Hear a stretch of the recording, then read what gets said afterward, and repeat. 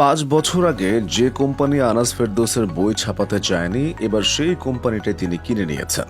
এখনো varsity life শেষ হয়নি, অথচ তার নামে আছে ছয়টি কোম্পানি। মেধাবী নয়, জঘন্য রকমের পরিশ্রমী হও। আনাস ফেরদৌসের এই উক্তিটি যেন তার নিজেরই প্রতিচ্ছবি। যেখানেই হাত দিয়েছেন সেখানেই সফল হয়েছেন। আনাস ফেরদৌসকে শুধু সফল বললে কম বলা হবে। কারো কাছে তিনি আনাস পীর, আবার কারো কাছে আনাস ভাই। অনলাইন প্ল্যাটফর্মকে কাজে লাগিয়ে যে কয়জন শিক্ষক সারা দেশে পরিচিতি তৈরি করে নিয়েছেন, আনাস ফেরদৌস তাদের মধ্যে অন্যতম। নিজে বল দেখি, বুকের মধ্যে হাত রাখে বল, তোর সিলেবাস শেষ হয়েছে? ফেসবুকে আনাস ফেরদৌসের এই কথাটা শোনেননি এমন কাউকে খুঁজে বের করা দুষ্কর। তার পড়ানোর ধরন এমনই, দেখলে মনে হয় পাড়ার কোনো বড় ভাই যেন শাসন করে পড়াচ্ছেন। পড়াশোনার পাশাপাশি শরীর চর্চাকেও আলাদা গুরুত্ব দিয়ে থাকেন তিনি। জনপ্রিয় এই শিক্ষক ও উদ্যোক্তা সম্পর্কে বিস্তারিত জেনে নেওয়া যাক।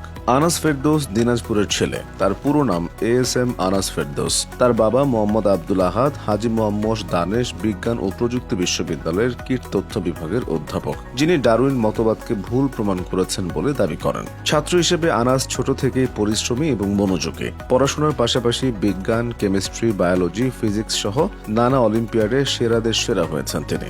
আনাস ফেরদৌস তার প্রতিভার জানান দিয়েছিলেন সেই ছোটবেলাতেই। 5ম শ্রেণীতে ট্যালেন্ট পুলে বৃত্তি ও দিনাজপুর বোর্ডে 7ম হয়েছিলেন। 8ম শ্রেণীতে JSC পরীক্ষায় ট্যালেন্ট পুলে বৃত্তি পেয়েছিলেন।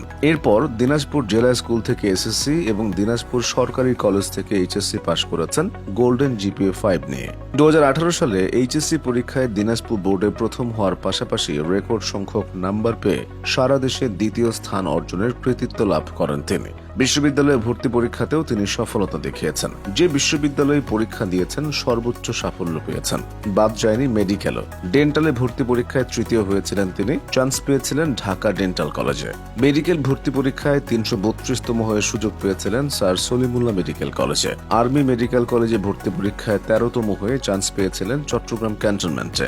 এছাড়াও বাংলাদেশ কৃষি বিশ্ববিদ্যালয়, রাজশাহী বিশ্ববিদ্যালয়, আহসানুল্লাহ বিজ্ঞান ও প্রযুক্তি বিশ্ববিদ্যালয়ে ভর্তি পরীক্ষায় প্রথম স্থান অর্জন করার কৃতিত্ব রয়েছে তার। তিনি ঢাকা বিশ্ববিদ্যালয়ে ক ইউনিটে 25তম, জাহাঙ্গীরনগর বিশ্ববিদ্যালয়ে 10ম, জগন্নাথ বিশ্ববিদ্যালয়ে 33তম এবং শাহজালাল বিজ্ঞান ও প্রযুক্তি বিশ্ববিদ্যালয়ে 46তম হয়েছিলেন।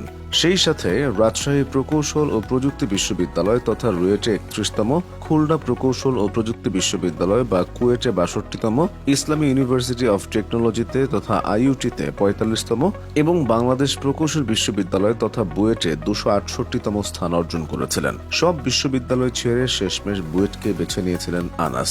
একাডেমিক পড়াশোনার পাশাপাশি ছোটবেলা থেকে এক্সট্রা কারিকুলার অ্যাক্টিভিটিসেও সেরাদের সেরা আনাস। 2016 সালের শিশু কিশোর বিজ্ঞান কংগ্রেসে কুইজ বিজয়ী হয়ে সবার নজর কেড়েছিলেন। এরপর শিশু কিশোর বিজ্ঞান কংগ্রেস 2017-তে সায়েন্টিফিক পেপার ক্যাটাগরিতেও বিজয়ী হয়েছেন।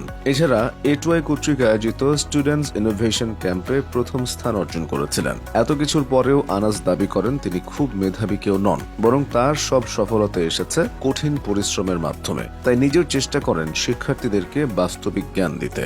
এজন্য প্রতিষ্ঠা করেছেন এডুকেশনাল প্ল্যাটফর্ম হালগেনস্টেইন, পাবলিশ করেছেন অনেকগুলো বই।